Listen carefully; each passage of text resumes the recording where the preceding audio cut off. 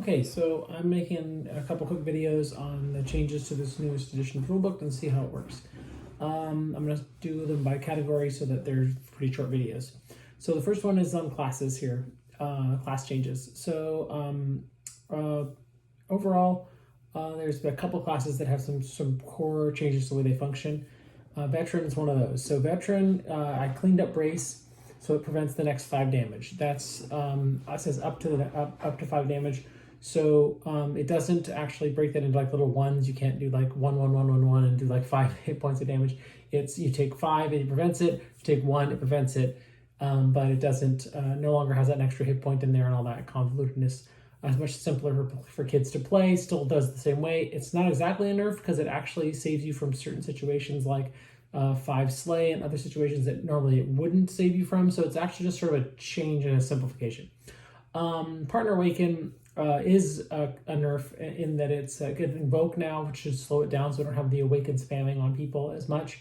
And it's also magical healing now, which should allow it to be countered by terror, and there's a bit more terror in the game, so that should also be a way to counter it as well. So that's veteran changes. The next class that got any changes at all is Paladin. So Paladin, like I said, there's more terror in the game. Might Strike now allows you to choose between Holy or Terror each encounter and use what you want, which also should then end up countering that abilities like Awaken and things that used to be really prevalent. This hopefully, the goal here is to sort of maybe allow encounters to stop without necessarily having to kill everybody. If you have terror at your disposal, you may be able to actually shut down or slow down your opponent's healing such that they can't get to people. So we're going to see if that works and see where it goes. Also, there's been a change to the way the magic damage is dealt out with Might Strike, where once per encounter you tag a specific weapon that's within your chosen class of weapons, and then you call Might Strike Blessing, and then that encounter, that specific weapon does magic damage. You can't just pick up any broadsword. Also, you can pass it off to someone else and they can deal magic damage. Kind of an interesting take on this new version of Might Strike, which is kind of interesting. The other thing is that improved Might Strike now is just a flat +5 damage. It's not Holy, because you can choose Holy or Terror. And so since it's a flat damage buff, I made it Vitals so that it's not just completely, massive tons of damage. This way, at least it's AV0 Vitals, and you can. It also makes it AV0, which is another bonus there too. So it's being AV0, 5 AV0 Vitals is a lot of damage, but it can be Holy or Terror, which is pretty extreme. So I tried to keep that within bounds. Moving into semis, Poison Strike got kind of fixed up. So it's actually a strike. There's a body tag version of it, which is actually tagging somebody with a vial, with a little poison or potion vial, so people can actually see it happening, unless you're like surreptitious with it or hold it in your hand. But that allows more skill-based levels to it. And then also you can apply it to your weapon, and then you just deal poison damage for a 20 count. But there's a lot more counters to poison damage, like Brace, like Tumble. Like you can do a lot of things about damage, which is a different situation. So your choice is to have it for more time, but you're doing poison damage, or to use it as a tag, but then it's not counterable. We'll see how that plays out. The situation with Ranger is that we've fixed Avoid, just cleaned it all up, so it's just old way. You can use as much as you want versus things, and there's no restrictions on it. This is due to the fact that there are other ways to disable it now, which you'll see a bit later. And that will keep people from calling them multiple duels on somebody to try to get them to, be in a duel. Avoid can be clean, and we don't have that kind of messy combat. The goal is to actually make combat more smooth and fun. Now, Flame Mage has got a big update. We got rid of Demolition Ritual, not really much use for it. I didn't find it very helpful. So I put Self-Detonate in there, since nobody actually uses Self-Detonate, and if it's rank 1, people actually might, which is going to be interesting. It's still ritual, no changes there, it's just more accessible now. What's changed at rank 2 is that Rupture Mark replaces Self-Detonate up there at rank 2. And Rupture Mark is a totally new ability which affects the game in a way that actually there isn't anything else in the game that does this currently. So Rupture Mark is an invoke body tag, then you call Rupture Mark, lose preventions, And then anyone tagged can't use non-cap preventions for this encounter. That's like Brace, Tumble, Avoid, Dispel Magic, Endure, Hibernation, any deboosting. It's a pretty strong effect. Now, it is a body tag, so that's easy to deliver, and you can do it on down players if you want to, and there's no mana cost. So it's sort of like Disable, really. But it's Disable for a particular set of things. It's not just a particular ability itself.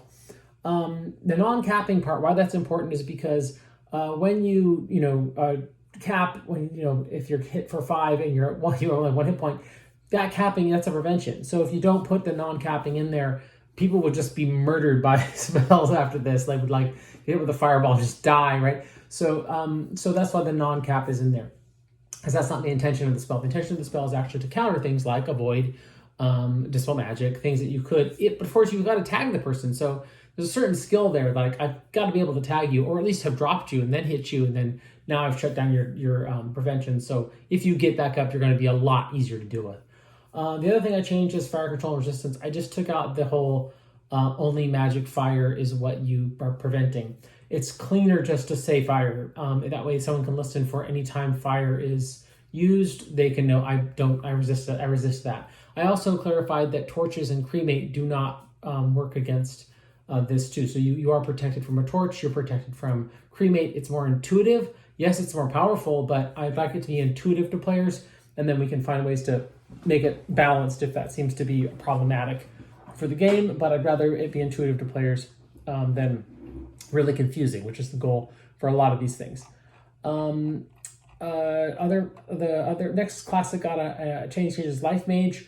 Blessing kind of got shifted around a little bit. It now targets just a number of players, not everyone on your team, which balances it a bit for those really huge battles where we're blessing like the entire party and it's like 40 people. Now you bless a certain number of people, and it's 2 times your rank. And it's not your rank in Life Mage, by the way. It's just your rank. So you could get this ability on an item, and then it would still work on a lot of people.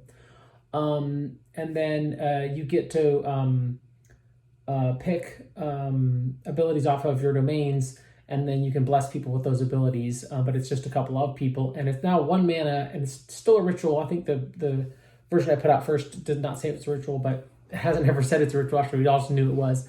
It's a ritual, it's just 1 mana. What's different about that is since it's not cumulative, we no longer have that weirdness with those startup battles where players are, always using their blessings. In this startup battle, for some reason, now they can just use it as much as they want, as long as they have 10 minutes. And since it targets a smaller group of people, that shouldn't get out of hand. We'll see. If it does, we'll need to fix it.